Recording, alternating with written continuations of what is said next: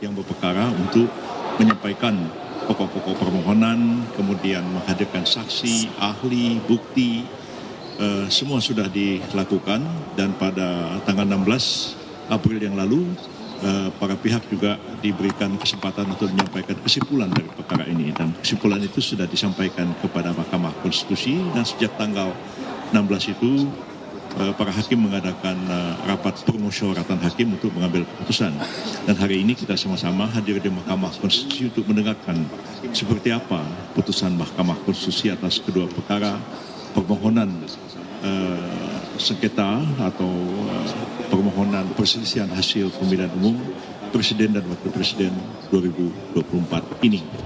Dan ini merupakan satu momentum bersejarah bagi kita semua.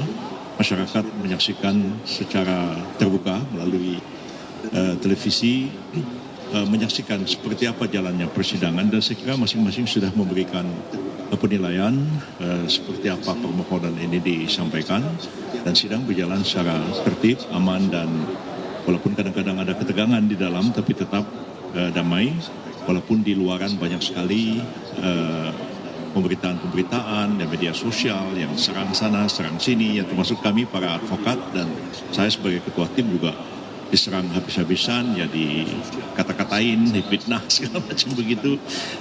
Berita-beritanya bagus-bagus semua alhamdulillah, tapi komentar-komentarnya seperti kita ketahui memang sulit untuk dikendalikan sehingga serangan-serangan terhadap pribadi, keluarga dan lain-lain itu agak luar biasa. Tapi kami menanggapi semuanya dengan tenang karena kami beranggapan bahwa mungkin mereka tidak bisa lagi membantah secara argumentatif apa yang kami kemukakan di persidangan, lalu satu-satunya jalan ya adalah melakukan character assassination terhadap para advokat yang terlibat dalam menangani perkara ini dan semacam satu pembusukan pribadi ya, sebenarnya itu tidak fair gitu ya.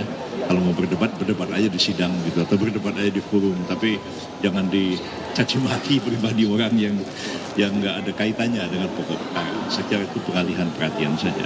Tapi kami tetap tenang dan tabah menghadapi semua ini.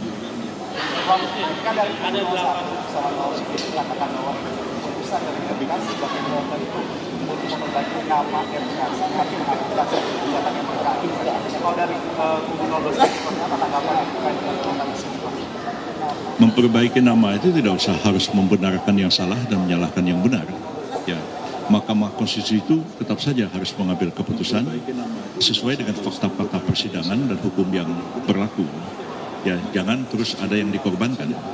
Saya pernah mengalami dulu pada waktu Hendarman Supanji jadi Jaksa Agung, tiba-tiba saya sama Profesor Romli Atmasusmita dijadikan tersangka. Nah, Profesor Natabaya waktu itu dimintai keterangan, bertanya ada apa ini? Ini Pak, ini Kejaksaan Agung sedang terpuruk, ya, karena kasus itu kasus ini. Kalau Profesor Yusril dan Profesor Romli, satu ahli hukum tata negara, satu ahli pidana, ditersangkakan Kejaksaan Agung naik lagi. Saya kira nggak benar cara-cara penegakan hukum seperti itu, makanya saya melawan pada waktu itu. Jadi jangan karena Mahkamah Konstitusi menghadapi masalah, mungkin citranya quote-unquote agak menurun gara-gara putusan 90 yang meloloskan Pak Gibran atas supaya memulihkan Mahkamah Konstitusi, pokoknya ini pihak harus dimenangkan. Saya kira tidak seperti itu. Mahkamah tetap harus bekerja di relnya sesuai dengan konstitusi dan peraturan perundang-undangan yang berlaku, jangan karena ingin menaikkan citra mahkamah lantas dikabulkan permohonan yang tidak benar. Saya kira tetap aja pada rel yang sesungguhnya. Dari fakta persidangan, apakah mungkin lebih banyak yang menerima atau menolak gugatan ini? Kami berkeyakinan berdasarkan fakta-fakta persidangan yang terungkap, ya, baik permohonan yang disampaikan, jawaban dan tanggapan dari termohon, pihak terkait, Bawaslu, dan kemudian dari saksi-saksi yang dihadirkan, ahli yang dihadirkan, pihak yang dimintai keterangan, seperti Bawaslu dan para menteri yang dihadirkan, sama sekali tidak memberikan arah kemenangan atau arah untuk dikabulkan kepada para pemohon. Ya, jadi sebenarnya kita itu kan tidak mengenal pembuktian terbalik. Ya. Siapa yang menuduh, ya yang harus buktikan.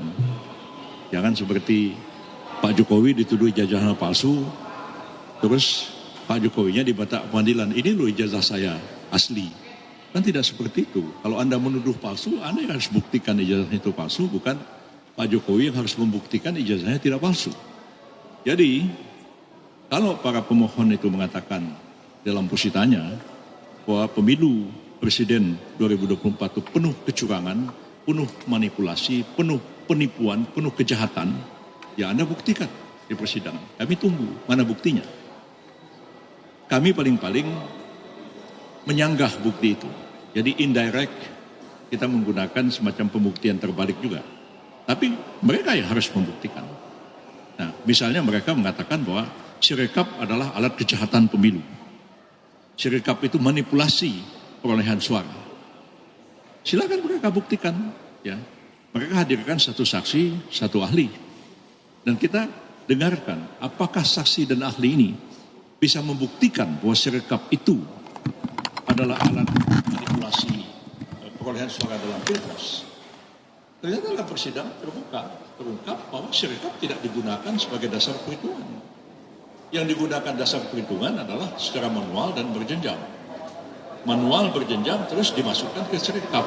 Hitung-hitung masukin Sirekap. Jadi Sirekap itu mengikuti hasil perhitungan manual.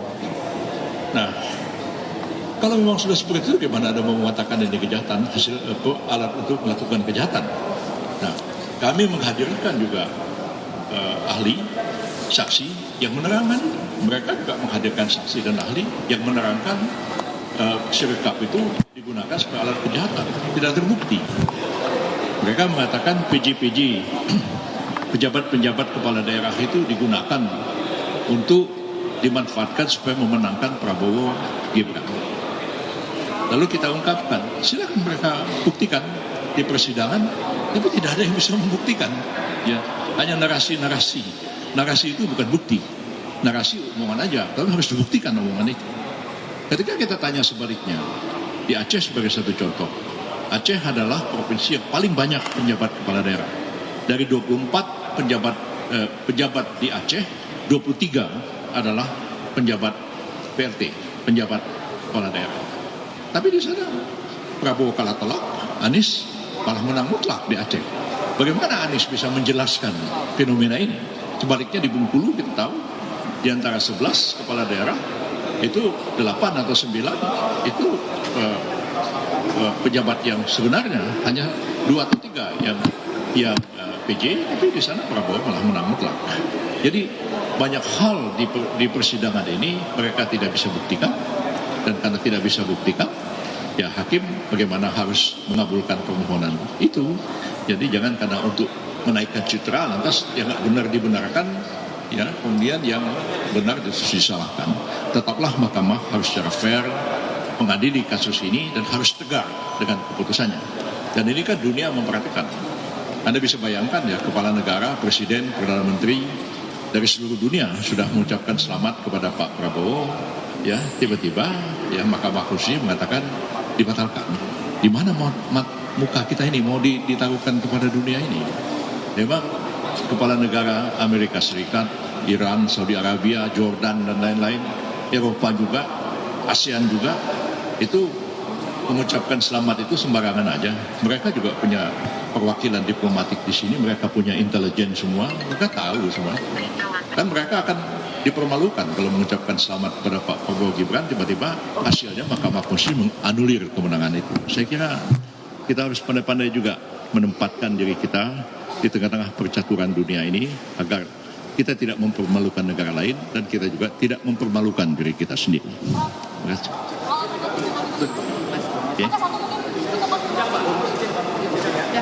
Pak Prabowo dan Mas Gibran